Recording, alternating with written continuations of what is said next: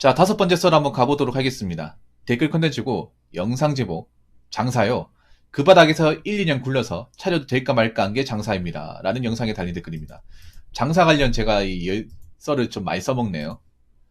제 방송에 보니까 자영업자 이제 구독자분들이 많으신 것 같아요. 시청자분들. 정말 감사합니다.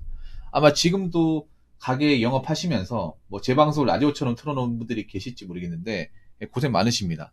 정 장사하시는 분들 정말 고생 많다고 생각합니다. 왜냐하면 일반 직장인보다 근무 시간도 많고 쉬는 날도 별로 없고 그리고 또라이 같은 진상 고객들도 좀 있고요. 제대로 쉬도 못하고 그리고 혹시나 망할까 안 망할까 이제 두려움에 좀 잠을 못 잘 때도 있고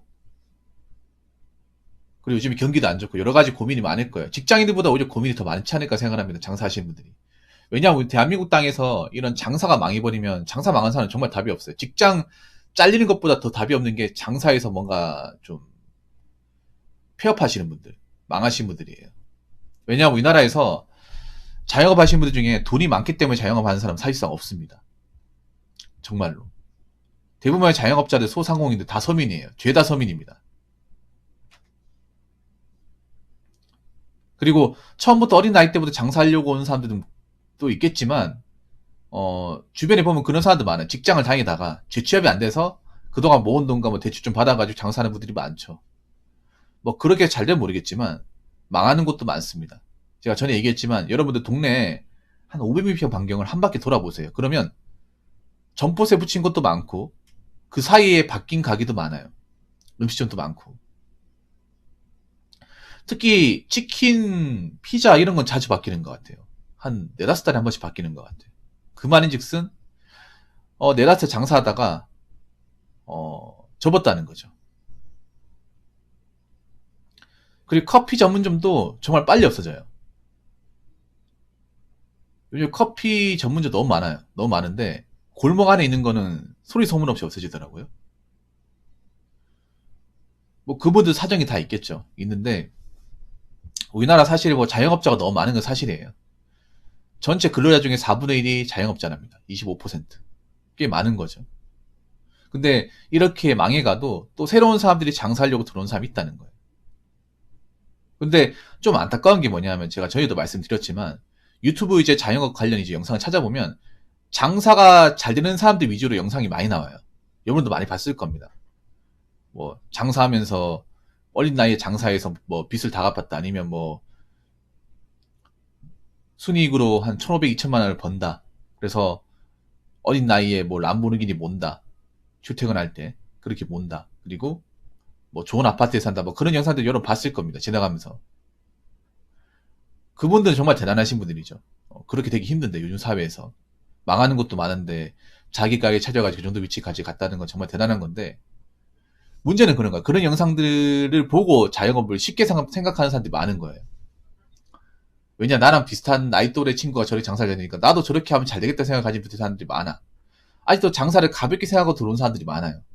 대부분 가볍게 생각하고 들어온 사람은 망합니다. 이건 장사해보신 분들은 아시겠죠. 왜냐하면 이 힘든 노동 강도와 열악한 근무 환경 그리고 이 불경기를 버틸 만한 재간이 안 서요. 그리고 올해부터 장사하신 분들은 좀 여러모로 원래도 어려웠지만 더 어려워질 겁니다. 왜냐하면 이제 물가가 올라가니까 당연히 음식값도 올려야 되는데 과연 이 상태에서 음식값이 올라가 버리면 사람들이 우리 음식을 사 먹을까? 이런 생각이 들 겁니다. 지금 경기가 안 좋거든요. 자영업자들이 이제 불안해하는 게 지금 바깥 세상의 어떤 경기가 너무나 안 좋아요. 경기가 안 좋으면 사람들은 지갑을 닫는다는 거 자영업자들은 아실 거예요. 오래 하신 분들은. 물론 사 먹는 사람은 사 먹겠지만 그렇기 때문에 뭐 배달 건수도 줄고 매장에 와가지고 식사를 하는 분도 줄겠죠. 사실 여러분도 공감하시겠지만 지금 뭐 가게 가서 이제 음식을 먹는다거나 술을 먹는 분도 아시겠지만 사실 밥 먹는 것도 부담이지만 가장 부담은요 술 먹는 거예요. 술값이 너무 비싸요. 제가 소비자 입장에서 감히 말씀드리면 특히 고깃집에서 먹는 술값이 너무 비쌉니다. 고기 값도 비싸고 둘이서 맘 놓고 먹으면 10만 원이 그냥 나와요. 근데 10만 원 큰 돈이잖아 안 그래요? 한 끼에 술 먹는데 10만원 태우면 솔직히 좀 부담 많이 되지 않습니까? 삼겹살은 10만원 가지고도 모자라요, 지금. 삼겹살 1인분이 한 150g인데 그 1인분이 한 12,000원, 13,000원 받죠? 국산 생삼겹살. 그러면 못해도 한 그릇 먹어야 되는데, 한 그릇이 한 4인분이란 말이에요. 4인분이면 48,000원, 5만원 돈이죠. 두 명이면 96,000원. 소주 한 두 병 시키면 소주 한 병이 5,000원. 그것만 해도 10만원 넘죠. 거기다가 뭐 된장찌개 시키고, 냉면 한 그릇 시키면 11만원 플러스 알파가 돼요. 소주 몇 번 더 시키면 12만원 되고. 여러분 같으면 삼겹살에 소주 먹는다고 한 12만원씩 낼 수 있습니까? 지금 같은 시국에. 돈도 잘 안 벌리는데. 그렇지 않나요, 여러분? 거기다가 이제 치킨값도 또 오를 거 아니야. 지금 치킨값 비싸잖아요. 조만간 내가 봤을 때 배달비까지 합치면 한 3만원 되지 않을까 싶은데, 치킨값도 3만원 넘어가 버리면 사람들이 매일같이 시켜 먹을까요? 매일같이는 아니지만 시켜 먹을까? 먹기는 하겠지만 시켜 먹는 횟수가 줄겠죠. 피자 시켜 먹는 횟수가 줄겠죠. 줄 수밖에 없습니다. 왜냐하면 다른 물가도 계속 오르는데 이거 똑같이 시켜 먹겠다가는 감당할 수 없거든요. 그래서 자영업자분들도 굉장히 부담이 많을 겁니다. 여러모로 고생하시는데 이 불경기 잘 이겨내시기 바라겠습니다. 자, 댓글 한번 읽어보도록 하겠습니다. 내 친구 중에 한 명 족발식당을 하는데 1년 2년 지나니까 주변에 족발식당이 우후죽순 늘어나더니 장사가 안 된다고 종업원 내보내고 요리사까지 내보내고 혼자 주문받고 요리하고 그러고 지내고 있어요. 장사는 안 되는데 시간당 인건비도 너무 높고요. 경쟁 식당은 계속 곳곳에 늘어가고 있으니 많이 힘들어하고 있습니다. 아마 이런 상황에 내놓인 분들이 많을 거예요, 장사. 우리나라가 전에도 얘기했지만 뭐 하나 잘 되면 그걸 가만 놔두지 않습니다. 뭐 고깃집이 잘 된다. 족발집이 잘 된다. 백반집이 잘 된다고 하면 한 몇 달 지나고 가보면 이미 내 주변에 몇 군데가 차려져 있어요. 우리나라는 그냥 혼자 잘 되게 놔두지 않습니다. 문제는 뭐냐 하면 이게 가게가 늘어나면 늘어날수록 다 같이 힘들어요. 나 혼자만 있는 게 아니라 다 같이 힘든 거야. 자영업이 안정이 그런 거예요. 이미 차려진 곳에 또 들어가면 다 같이 힘들어져요. 더 안 좋아지는 거죠. 왜냐? 거기서 사먹는 유동인구는 정해져 있잖아요.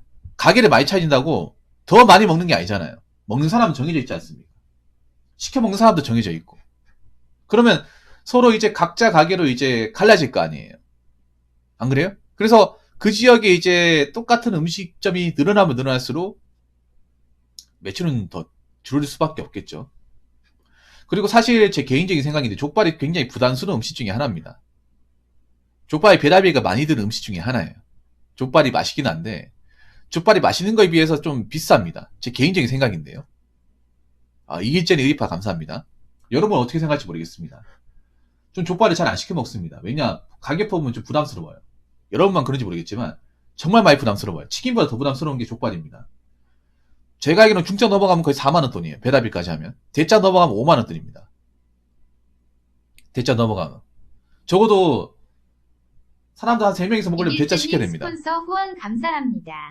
보통 대짜 시키면 족발 대짜짜리 그 이제 포장된 거 하나 오고 그 실비김치 하나에다가 뭐지 그거? 비빔면. 이름 뭐죠? 막국수 그래. 막국수하고 이제 뭐 장국 같은 거 해가지고 세트로 오죠. 근데 그렇게 먹어도 배불리 먹었다는 생각이 안 들어요. 뭔가 양차게 먹었다는 생각이. 그래서 굉장히 부담스러운 음식 중에 하나입니다. 족발이 정말 맛있는 음식은 맞는데 이걸 개인이 먹자니 굉장히 가격이 많이 나가서 좀 부담스러워요.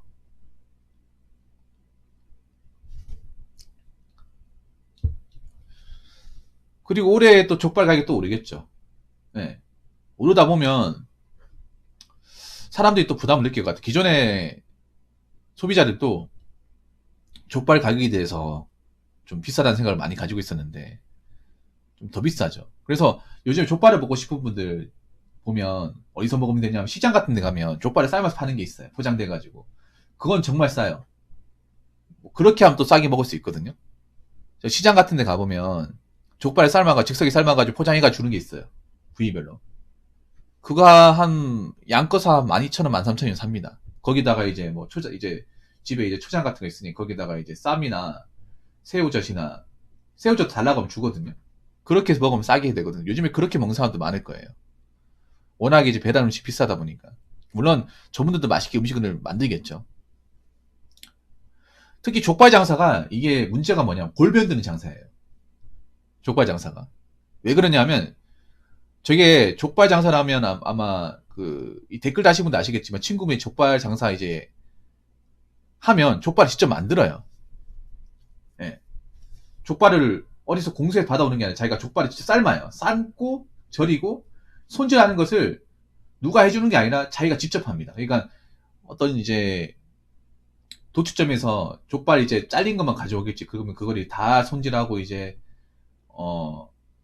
뭐 필요 없는 거 도려내고 하면서 부위별로 잘라내고 하면서 예, 수작업을 다 해요. 그거 정말 노가다예요. 그걸 사장님이 다 하십니다. 주방장이 없으니까 그 사장님이 하시겠네요. 그 몇 시간 동안 해요. 그거 노가다예요. 그거 완전 노가다. 기계로 하는 게 아니에요. 수작업. 그리고 이제 그 양념에다 재워놔야 되고 족발 제조 과정이 상당히 어렵습니다. 이게 난이도가 좀 있어요. 아무나 할 수 있는 게 아니에요.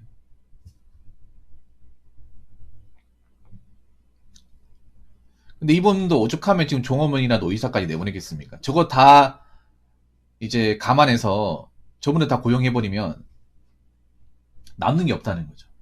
남는 게 없으니까 종업원 요이사 내보내고 혼자서 다 하는 건데 저러면 사람이 좀 버틸 수 있을지 의문입니다. 그러면 자기가 족발 손질에서부터 이제 양념까지 만들어 재워놓고 기타 이제 야채 같은 것들 다 자기가 썰어가서 다 준비한다는 건데 와 저걸 매일같이 한다는 거죠. 매일같이. 저분들도 안 쉴 거 아닙니까?